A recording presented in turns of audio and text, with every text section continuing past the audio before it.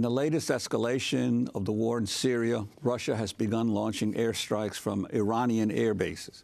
The New York Times reports this marks the first time since World War II that a foreign military has operated from a base on Iranian soil. The move comes as fighting has intensified around Aleppo, Syria's largest city. Earlier this month, rebels fighting the Syrian government began a new offensive to break an ongoing government-backed siege of the city. The rebels have been led in part by an offshoot of the Nusra Front, which up until last month had been aligned with al-Qaeda. The International Committee of the Red Cross has described the fighting for Aleppo as, quote, beyond doubt, one of the most devastating urban conflicts in modern times. The United Nations is warning of a dire humanitarian crisis as millions are left without water or electricity. This is UN spokeswoman Alessandra Vellucci. The Commission is gravely concerned for the safety of civilians, including a report that 100,000 children living in eastern Aleppo city, where violence has reached new highs in recent weeks as asymmetric warfare intensifies over control of armed group-held neighborhoods and their principal remaining supply lines. On Tuesday, a British aid worker named Tawker Sharif described the dire situation in Aleppo in this video he posted online. I've just had to watch a woman lose 3 of her children who were killed, okay, crying over their dead bodies. 30 people just got killed not far from here in a place called Sha'ad. The last hospital that we were just there yesterday in a marketplace, 30 people just got killed. So we've had so many dead bodies. You can hear what's going on here. So my dear brothers and sisters, please keep us in your du'as. We need to get the message out right now. Hospitals are being targeted. People are being killed, okay? And war crimes are being committed. We need a no-fly zone in Syria. We need everybody to start calling for a no-fly zone. This is a massacre going on. This is a genocide. Last week, 15 of the last 35 doctors in rebel-held eastern Aleppo wrote a letter to President Obama calling for help in getting humanitarian aid to 300,000 civilians trapped in the area and an end to Syrian and Russian bombardment of the besieged city. The letter said that there is an attack on medical facilities every 17 hours, and doctors were being forced to decide who will live and who will die. According to the humanitarian group Physicians for Human Rights, there have been more than 370 attacks on 265 medical facilities during the 5-year conflict, as well as the deaths of 750 medical personnel. Overall, the death toll in the 5-year Syrian conflict has reached close to 500,000 people. The ongoing wars displaced about half the pre-war population, with more than 6 million Syrians displaced inside Syria and nearly 5 million Syrian refugees outside Syria's borders. To find out about more the humanitarian and medical crisis in Syria, we're joined by Dr. Zahar Salul, founder of the American Relief Coalition for Syria and senior advisor and former president of the Syrian American Medical Society. He's visited Aleppo 5 times since the war began. Last week, he addressed the UN Security Council on the humanitarian crisis in Syria. He was a classmate of Bashar Al Assad in medical school.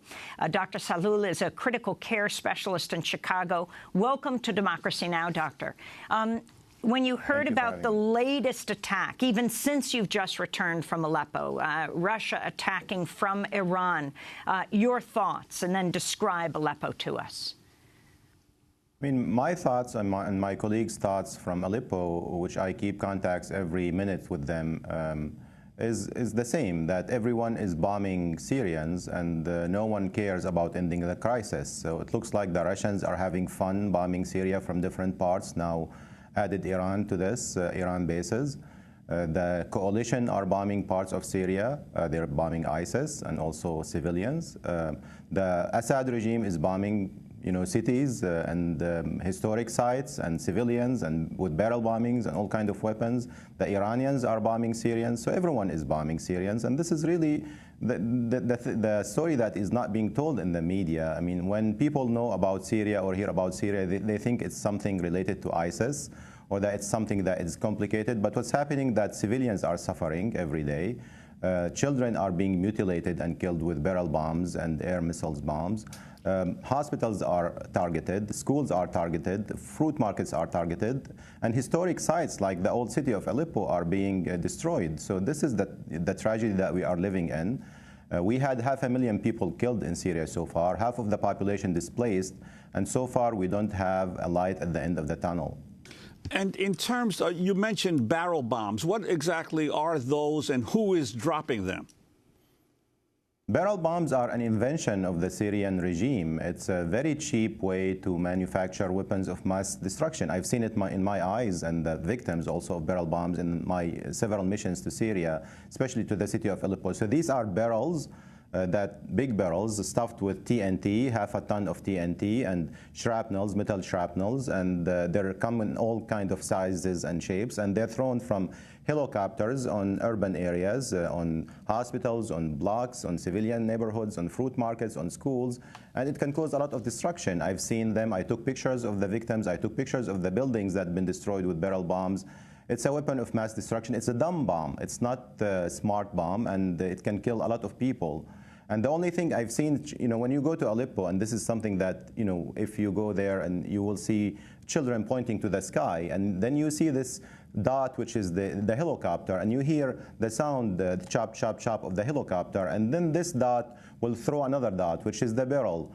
And then you have 30 to 40 seconds to run and hide from the barrel, or you can pray, because you don't know where this barrel will hit. And it's happening day after day for the past 3 years. It caused a lot of displacement. Let's not forget that 2 million of the people of Aleppo are displaced either inside Syria or became refugees because of the barrel bombing. And it's done by the Assad regime, of course. No one else has helicopters. And how are the medical facilities and the hospitals able to function on a day-to-day basis? If you could talk about that. I mean, what's the relationship between the various rebel groups and the hospitals? Do they interfere with your work? And is the government paying for the salaries of these doctors? Or talk about the system, how it's operating. So right now what we have in Syria is we have different areas in Syria that are also out of the control of the government. These are areas that are controlled by the different rebel factions. And also, of course, you have areas in Syria that are controlled by the Kurdish troops and areas in Syria that are controlled by ISIS. But we operate mostly in rebel-controlled areas because there are millions of people who are in need for medical and humanitarian aid in these areas, and the United Nations are unable to reach them from Damascus, from government-controlled areas. And we reach them from Turkey, from Jordan, and you have hospitals that already established in cities like Aleppo and Idlib and Ma'arat al-Nu'man and Saraqib and Hama and other places, Dar'a. And these hospitals need support. The government do not pay salaries. I mean, this is a false. They don't pay salaries for areas that are outside of their control. So doctors and nurses depend on NGOs to support them, pay for their salaries. And many of these hospitals have been targeted multiple times. It looks like there is systematic targeting by the Syrian government, by the Russians lately to hospitals, because these hospitals treats everyone, of course, including the people who are injured by the fighting and snipers and the shelling. But what I've seen in Aleppo is mostly civilians who are the victims of barrel bombings and in shelling. I've seen children. I mean, I've seen in the last mission a child, Ahmad. His name is 5 years old. He was a victim of barrel bombing. He has a spinal cord injury. He had a lung contusion. He was on life support. And during my stay, he was between life and death. Unfortunately, one day after I left, he died. He had a cardiac arrest. I've seen a woman, Fatima, 25 years old, who was pregnant in her 3rd month. 2 barrels fell on her house. Her older son, Abdo, 9 years old, was killed. Youngest daughter, Elaf, was killed.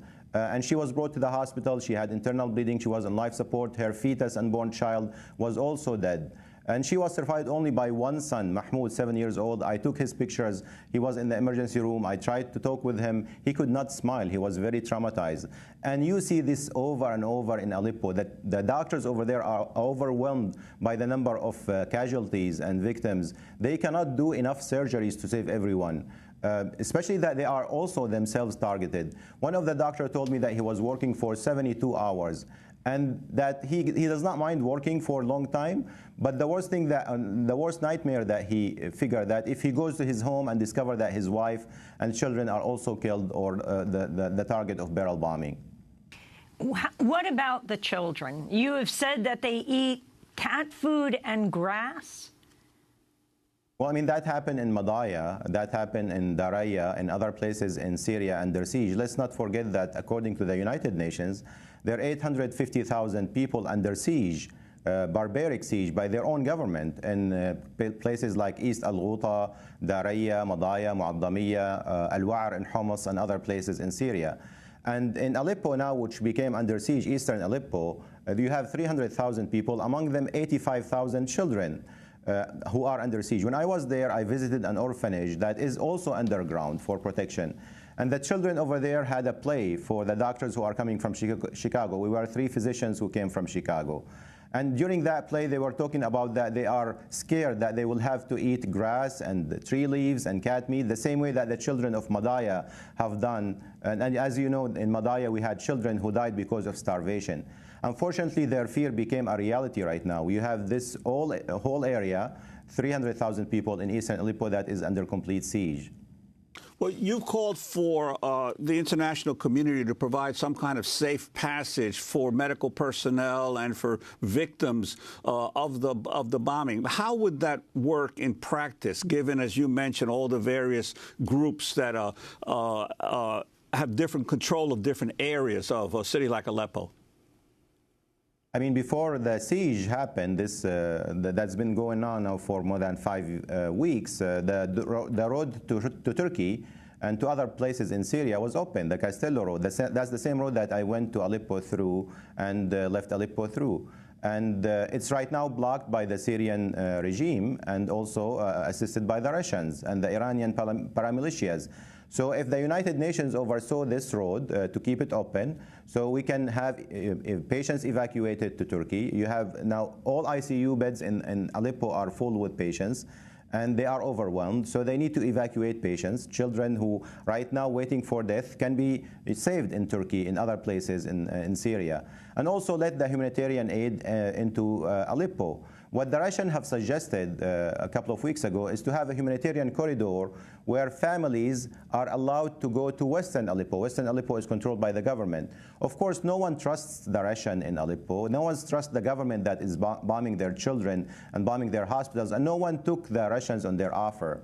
What we're asking for is a humanitarian corridor that is with the oversight of the United Nations. I want to turn to another video by British aid worker Tawqir Sharif in Aleppo. On Tuesday, he posted online this interview with Malika, the head nurse of the Children's Hospital in Aleppo. It was a Sunday and the hospital was targeted from a plane. We got hit 3 times in a row. At around 1:20, we began moving all children from the 2nd floor down to the 1st floor to save their lives. The second strike was at 11:20. Again, the hospital was hit.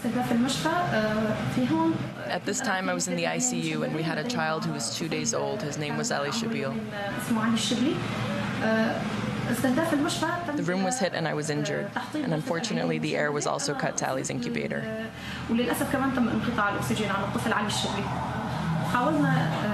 We tried a lot to resuscitate him, but in the end he sadly passed away. When we gave the baby back to his father, he was very upset and he cried a lot, and so did I.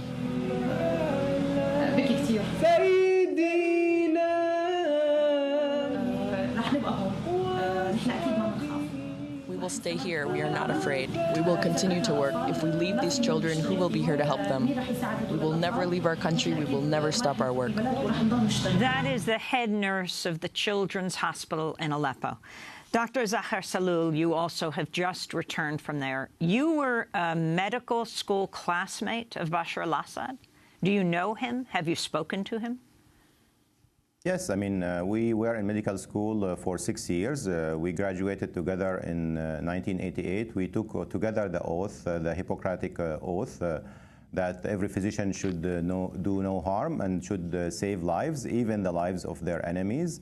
I met with him after he became a president 3 times. In my organization, Syrian American Medical Society, we used to do medical conferences in Syria and do medical missions before the crisis. So I met with him as a president, and I remember one time I asked him, you know, I was naive. I came from United States, and I told him, are you planning to have democratic reform in Syria? And he had this very long, trunculated answer. And then he told me, Syrians are not ready for democracy. And 2 months before the Arab Spring started in Syria, he was asked the same question by, I think, the Wall Street Journal, and he had the same answer.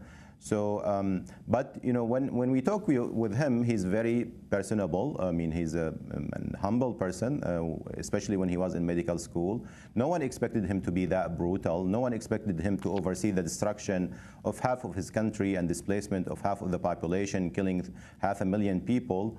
This is a puzzle to us. But definitely, he has a change since he took power in Syria. And you've said that the crisis in Syria is contributing to the rise of the Islamic State. Could you explain how you see that happening? I mean, definitely. The same pictures that you are showing, the same pictures that I've seen of children who are mutilated, who are killed, the women who are killed, the elderly who are killed. I mean, I've seen a disabled child who was deaf and mute, who was a victim of barrel bomb. I mentioned during my testimony to the Security Council that the story of a child, Shahid, 10 years old, who was a victim of barrel bomb, and she was on life support waiting for evacuation. The Security Council was not able to evacuate her, and she died next day after my testimony.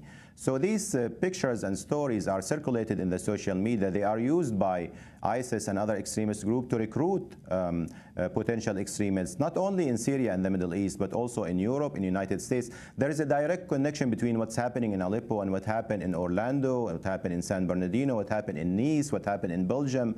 And unless we stop this crisis, unless we stop this gushing wound in Syria, we will continue to have terrorism and chaos. We are suffering because of the implication of the refugee crisis in Europe and throughout the world. 1 out of 4 refugees in the world, we have 20 million refugees, 1 out of 4 of them is from Syria. In order to stop this crisis, in order to stop the Islamophobia and the xenophobia that is associating this crisis, we have to stop people from being displaced in Syria. And people are fearful from barrel bomb. I've went into medical mission to Jordan and Lebanon and Greece, and when I talk with people, why are you leaving Syria? Why did you leave Syria? They mention the barrel bomb. They mention the Russian attacks. They mention the Assad regime brutality. So in order to stop the refugee crisis, we have to stop the Assad regime brutality and the Russian attacks. You met with President Obama a few years ago. You are from his city. You're from Chicago. You gave him a letter. What did you ask of him? I met with him in July 2013. There was a reception in the White House, and I had 30 seconds to talk with him. I delivered a letter on behalf of the Syrian American Medical Society and Syrian physicians, asking him to protect hospitals and protect civilians, the same way that we provided protection to Bosnia during the conflict. I told him that his legacy will be determined by what he does and what he does not do in Syria. He laughed and he said that but my legacy will be determined by other things. I told him, Mr. President, your legacy will be determined, the most important factor would be Syria. I still believe that Syria will determine his legacy, and the fact that President Obama did not follow on his pledges when he had these red lines and did not enforce it, I think this is what is causing the chaos and the extremism and the refugee crisis that we are facing right now. Dr. Zahar Salul, thank you very much for being with us, founder of the American Relief Coalition for Syria, senior advisor and former president of the Syrian American Medical Society, has visited Aleppo 5 times since the war began. Last week, he addressed the UN Security Council on the humanitarian crisis in Syria. This is Democracy Now! When we come back, we go to Denver, Colorado, to look at Hillary Clinton's transition team. If she is elected president, who would be in charge? Stay with us.